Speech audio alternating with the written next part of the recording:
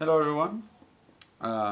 This Shabbat we are reading Parashat Behaalotcha, which is one of my favorite parashas since my son was born then. And the parsha begins with a command to Aharon. The command to Aharon that he needs to light the candles in the Ark of the Covenant, not the Ark of the Covenant, in the tabernacle, in the Mishkan. And Chazal noted that this mitzvah seems to be sort of out of place. It's out of place because supposedly this mitzvah should come with the whole discussion about the different things that the Kohanim do in the Mikdash. And yet it comes right after Parashat Naso, the previous parsha, which for those of you who remained focused by till the end know that the parsha discusses near the end all the different sacrifices that were brought by the 12 tribes. And naturally, the Leviim, the priests, the Levites did not bring a sacrifice because they were the ones who are serving in the Mishkan, and they sort of have a special position amongst the people of Israel. But Aharon was still bothered by this, and Rashi quotes the famous MyDrash that says that Aharon was upset by seeing that neither he nor his tribe got a chance to sort of bring their own sacrifice. Right, they didn't bring any kind of contribution to the Mishkan, and were upset because they wanted to get a chance to show their love and appreciation to God. And so Hashem said, "Don't worry, here I'm giving you a special gift, the lighting of the candles." And it just says, yours is greater than theirs. Okay, Rashi says that. Rashi doesn't explain exactly what is so great about lighting the candles, and so we need to understand it better. And what I'd like to do is do this through a midrash that appears in the Tanchuma, which takes off sort of that from that idea, but gives it a bit more content, sort of fleshes it out a bit more in a very specific and very nice direction. So the midrash says the following thing.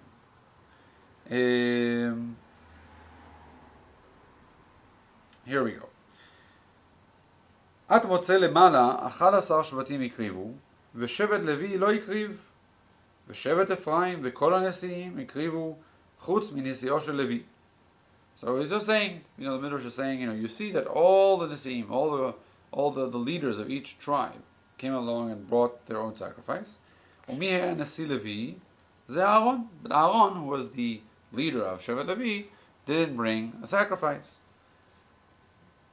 והיה אומר, אוי לי, שמא בשבילי אינו מקובל שבט לוי.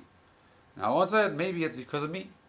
Maybe I'm the reason that Shevet Levi wasn't given a chance or the right, the privilege to bring a sacrifice. אמר לו הקדוש ברוך הוא למשה, לך אמור לאהרון, אל תתיירא. God says to Moshe, go tell Aharon, don't worry, everything is fine. לגדולה מזו אתה מתוקן. You are designated for a greater thing, which of course is the lighting of the candles. לכך נאמר, דבר אל אהרון ואמרת אליו, בהעלותך הקורבנות, כל הזמן שבית המקדש קיים, הן נוהגים.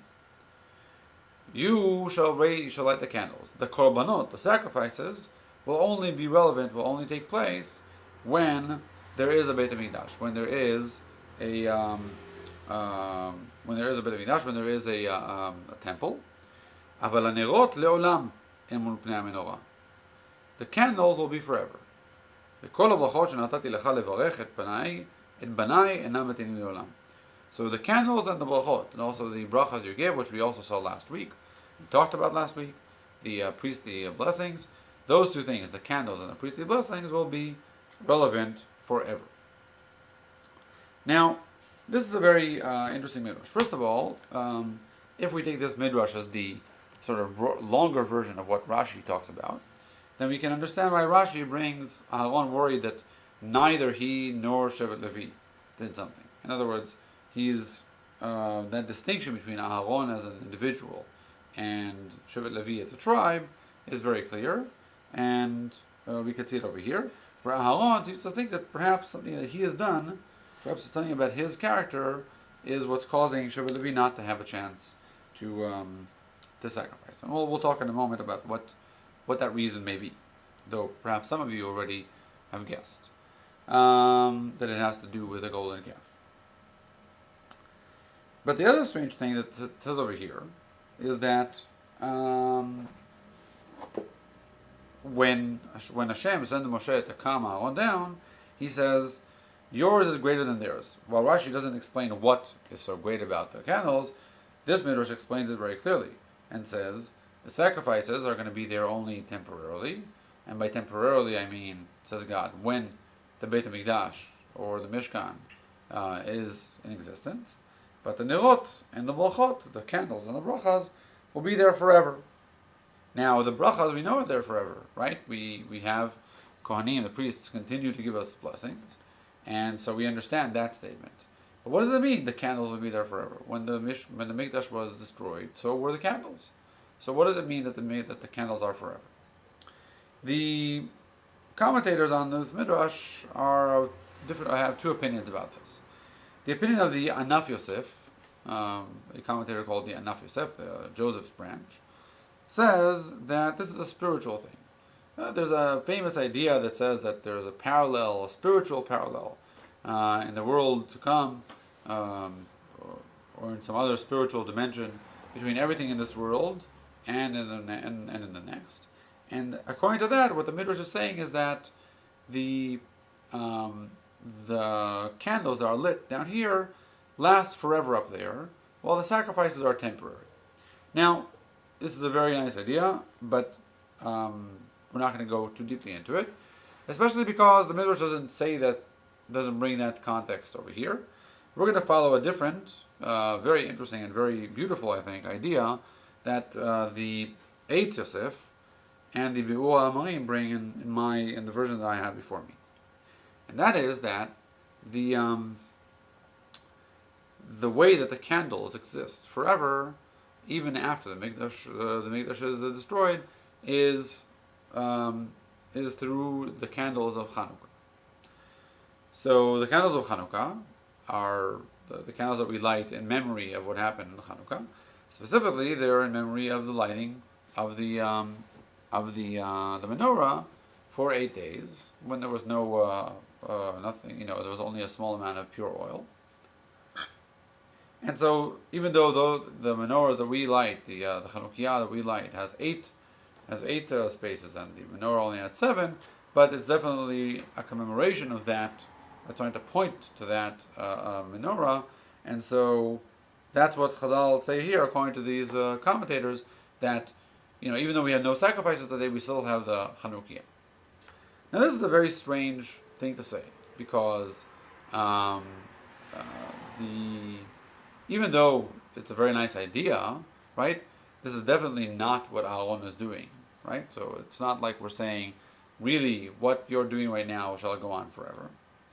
And it also doesn't sort of address the question of sort of what is the great significance of the menorah in this context. Okay, so they do it forever, but so what? What is that? What is the meaning? I think that the answer to this has to be understanding better why Aharon felt so bad. I mean, really, if you think about it, he doesn't have really any reason to feel so bad. Aharon is going to be the chief manager and person involved in the Mishkan. If he's so into the issue of bringing things before God and sacrificing and serving God, no place could be better for a person like Aharon. And so, what bad feelings could he have? Why would he feel like he's being left out? And even more so, why would he feel that Shevet Levi is being left out because of him? As we said over here, Shema bishvili eno mekubal Shevet Levi. Maybe because of me. The answer is pretty clear, and that is the golden calf. We find that the golden calf, the story of the golden calf of Chet HaEgel, haunts Aharon throughout his entire life. As we know, Chet HaEgel, so the people of Israel, while Moshe was away receiving the Torah, people of Israel rebelled for whatever reason and asked that Aharon construct for them some idol to worship.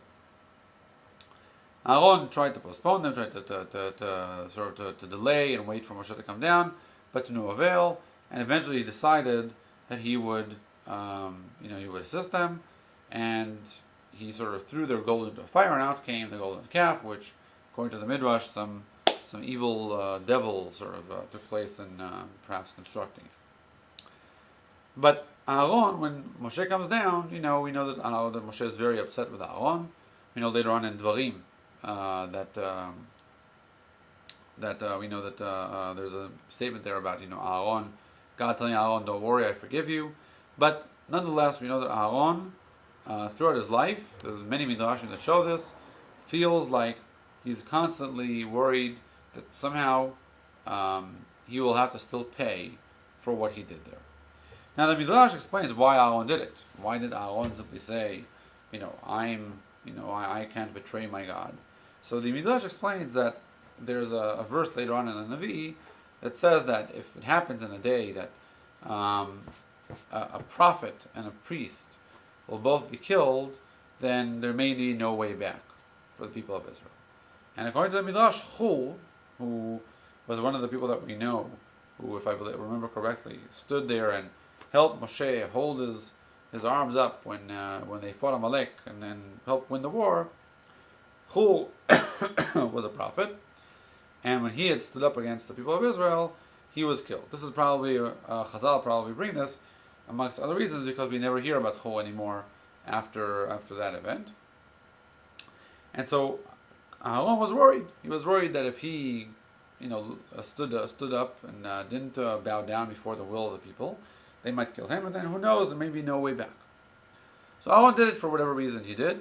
Definitely not because he himself had betrayed God, but still he felt like perhaps he could have done something differently. He was left in charge when Moshe was away, and he felt guilty about it. And so here too, now we understand what Aharon is saying. Perhaps Hashem has not forgiven me yet, and because I am not forgiven, the people of my tribe, Shevet Levi, also aren't getting the privilege to bring things before Hashem. And if that's true, if that's really what's going on here, and this is also what the commentators say here, and it's very likely. We don't know of Aharon doing anything wrong other than this traumatic event. In fact, some people say that this was so traumatic that perhaps even his children, like Nadav and Avihu in Parashat Shmini, may have suffered from that indirectly. We won't go into that right now.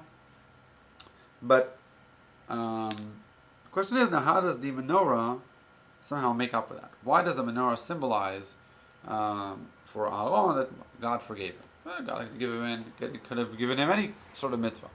Why does that mitzvah reflect God's forgiveness? I think the answer is pretty clear once you think about what the menorah reflects, what the menorah means, and what it's pointing to. In the story of the Egel, in the story of Chet Egel, so what went on after Moshe comes down? He says, who's with me? And all the children, all the people of Levi come to him, and they go and they strike down all those who worshipped the golden calf.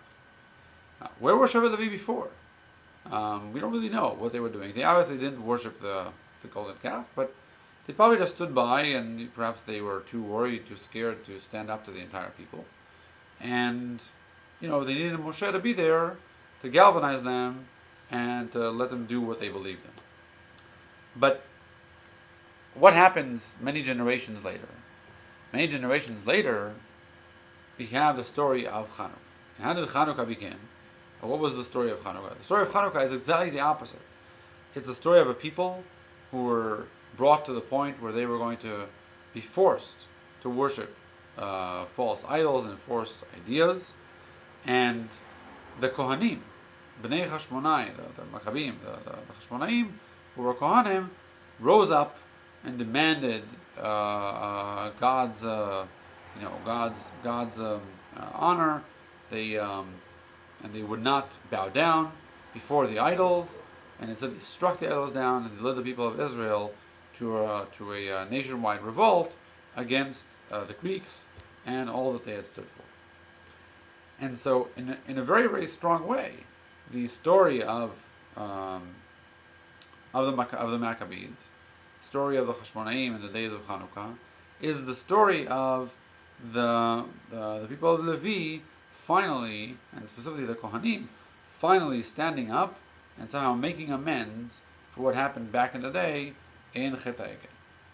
So if in Chet HaEgel they stood by and didn't stand up to sort of defend what they, what should have been them more than others even, sort of like, their foremost concern, yes, that the people who are supposed to eventually serve in the Mishkan, if you understand that the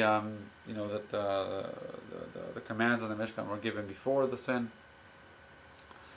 they were the ones who perhaps failed at that generation, but generations later, when this happened again, when God's prophets were no longer there, and the people of Israel were being forced by other forces to worship other idols, they stood up, and they